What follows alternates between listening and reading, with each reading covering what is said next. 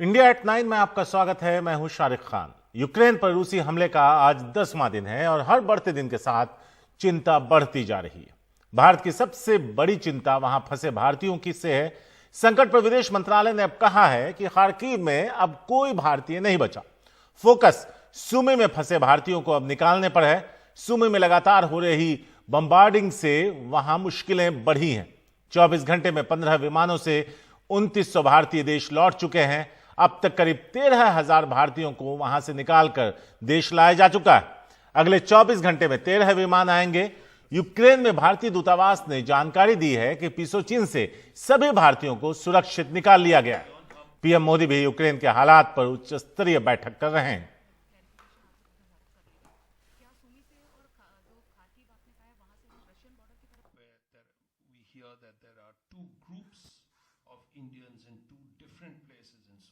पर जब तक कि ये सिचुएशन मतलब वहां पे कोई युद्ध विराम या वगैरह ना हो, मुश्किल होता है। अभी तो वो अंदर है, कैंपस के अंदर है, शेल्टर्स में जरूर एयर रेड वगैरह होती हैं तो सेफ हैं। पर आप रशियन बॉर्डर की तरफ जाएं या हमारे पास हमेशा, जैसे अभी संजय को मैं यही कहने वाला हूं, हमारे पास हमेशा कंटिजेंसीज होती हैं, डिफरेंट प्लान्स होती हैं। जैसे मैंने पहले कहा था, हमारी टीम्स है रशियन साइड पे भी हैं, हमारी टीम्स अब ईस्ट में भी जा रही हैं। मैं 2-3 दिन से कह रहा हूं, हमारी टीम्स उस तरफ जाने की कोशिश कर रही हैं। अभी तो जैसे पिसोचिन से भी निकाल रहे हैं, तो हमारी अभी एबिलिटी हो गई है कुछ उस एरिया में भी कुछ निकालने की। पर दिक्कत उसमें नहीं है। हमें जो दिक्कत आ रही है वो है उस जहां से है वहां से थोड़ी दूर वहां शेलिंग हो रही है, और ऐसा ना हो कि वो निकाल ले और फिर वो कोई खतरे में आ जाए। तो ये हमारी during the last 24 hours 15 flights have landed, around 2,900 Indians on board. So if you add that to the previous numbers, we have approximately 13,300 people who have returned to India on the flights by 63 flights under Operation Ganga. That was as of around midday today. Some more flights, of course, will take off now. So during the next 24 hours, 13 flights have been scheduled. Ukraine के सुमी में फंसे भारतीय छात्रों का एक नया video सामने आया है। नाराज छात्रों ने आज पैदल ही रूस की सीमा की ओर जाने का ऐलान कर दिया और कहा, हम बहुत इंतजार कर चुके हैं, अब और इंतजार नहीं करेंगे, यह हमारा आखिरी वीडियो है। हालांकि इसके बाद छात्रों को समझाया गया और उन्हें वापस हॉस्टल भेज दिया गया है। यूक्रेन में भारत के राजदूत ने छात्रों के नाम जारी संदेश में कहा कि सुमी में फंसे छात्र धैर्य बनाए रखें, जल्द ही उन्हें निकाल लिया जाएगा। इस पूरे मामले पर ज्यादा जानकारी दे रहे हैं हमारे सहयोगी उमाशंकर सिंह।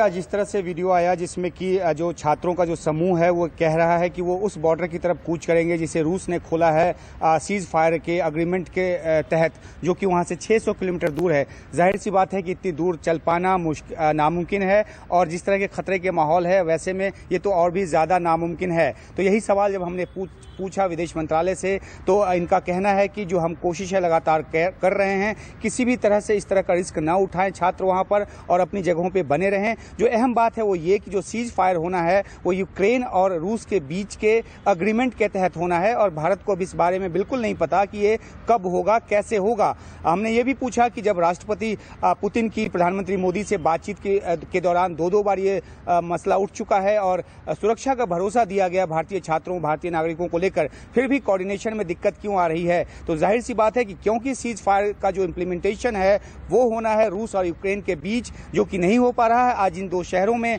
इसको इम्प्लीमेंट करने की कोशिश की गई, वहां पर भी दिक्कत सामने आई। यूक्रेन ने आरोप लगाया कि सीज फायर वायलेशन किया गया रूस की तरफ से। तो जो एक बहुत ही एक फ्रेजाइल सिचुएशन है, वैसे में कुछ भी आगे बता पाना अभी के हालात में मुमकिन नहीं है। हाँ, इतना जरूर है कि भारतीय दूतावास के जो लोग हैं वो इन छात्रों के टच में हैं। मुख्य फोकस अब सुमी ही है, क्योंकि वहीं पर ही तकरीबन 1000 के आसपास छात्र अभी भी फंसे हुए हैं। इसके अलावा पिसोचिन से 3 बसें रवाना हुई है। कहा जा रहा है विदेश मंत्रालय की तरफ से कि 5 बसों के साथ वहां जो 700 लोग हैं वो पूरी तरह से बाहर निकलकर आ जाएंगे। तो अब खार्किव में जो कुछ फंसे हुए हैं और जो सुमी में फंसे हैं, सारा फोकस इस बात पर है। कोशिश जारी है, दोनों ही पक्षों से बात की जा रही है। देखते हैं कब तक नतीजा निकलकर सामने आ पाता है। वहीं रूस के राष्ट्रपति पुतिन ने शनिवार को कहा कि रूस पर पश्चिमी देशों का आर्थिक प्रतिबंध लगाना जंग का ऐलान करने जैसा है, और आगाह किया कि यूक्रेन की सीमा को नो फ्लाइंग जोन घोषित करने की कोशिश को जंग में शामिल होना माना जाएगा। पुतिन ने फिर कहा कि यूक्रेन में उनका उद्देश्य देश का असैनिकीकरण करके और नाजीकरण से छुटकारा दिलवाकर रूसी भाषा बोलने वाले समुदायों की रक्षा करना है ताकि वो देश निरपेक्ष बन सके।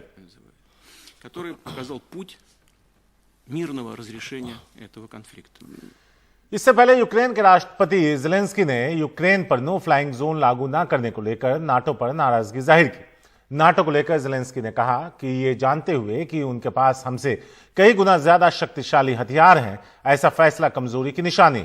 नाटो के महासचिव का कहना है कि नो फ्लाइंग जोन लागू किया तो यूरोप की रूस से व्यापक जंग भड़क सकती है। साथ ही ज़ेलेंस्की ने यह दावा किया कि जंग में अब तक करीब 10,000 रूसी सैनिक मारे जा चुके हैं। साथ ही उन्होंने उम्मीद जताई कि जल्द ही वो युद्ध की वजह से दूसरे देश में शरण ले चुके अपने नागरिकों को वापस बुला सकेंगे।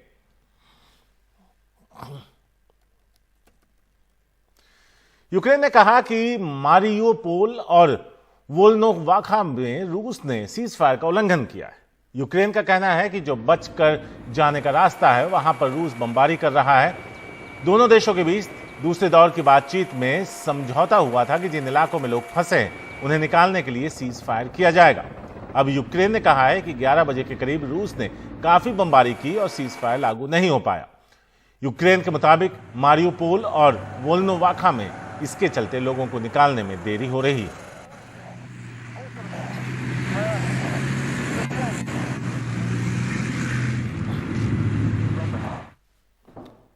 अब आपको बताते हैं कि यूक्रेन ने दावा किया है कि उसने रूस के एक हेलीकॉप्टर को मार गिराया। 32 सेकंड के इस वीडियो में देखा जा सकता है कि हेलीकॉप्टर से मिसाइल टकराती है और हेलीकॉप्टर में आग लग जाती।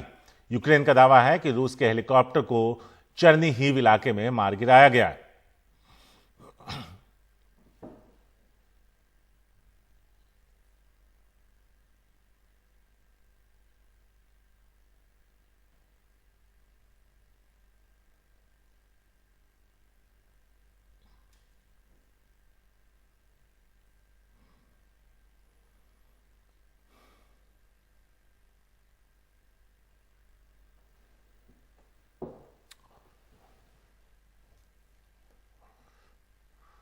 और इन पूरे हालात पर पोलैंड यूक्रेन बॉर्डर से कादम्बनी शर्मा की एक ग्राउंड रिपोर्ट है, आइए उस पर नजर डालते हैं। मेरे ठीक पीछे पोलैंड और यूक्रेन की एक सीमा है। इस सीमा पे सबसे ज़्यादा ट्रैफिक है, सबसे ज़्यादा लोग इधर से ही आ रहे हैं और पिछले कुछ दिनों में बताया गया था कि ये बहुत ज़्यादा कंजस्टेड है क्योंकि यहाँ लोगों की संख्या बहुत बढ़ गई थी। लेकिन उसके बाद कुछ दिनों तक ये शांत रहा था। लेकिन अगर अब आप देखिए आज जो स्थिति है, यहाँ पर लोगों का बिल्कुल हुजूम जमा हो गया है। शायद उधर से जब जिसको मौका मिल रहा है, आज शायद ज़्यादा मौका मिल रहा है, तो लोग उधर से चले आ रहे हैं। तो यहाँ पर सिलसिला लगातार जारी है। एक अहम बात यहाँ पर इसकी ये है कि जो लोग आ रहे हैं उनमें से अधिकतर जो हैं वो या तो महिलाएं हैं या फिर छोटे बच्चे हैं।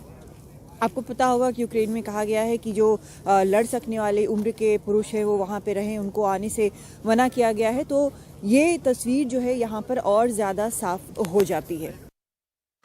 पोलैंड में यूक्रेन बॉर्डर से आ रहे लोगों का स्वागत जर्मनी के एक पियानो वादक कर रहे हैं। पियानो मैन के नाम से मशहूर डेविड मार्टेलो खासतौर पर यूक्रेन से आ रहे लोगों का स्वागत करने के लिए जर्मनी से पोलैंड आए हैं।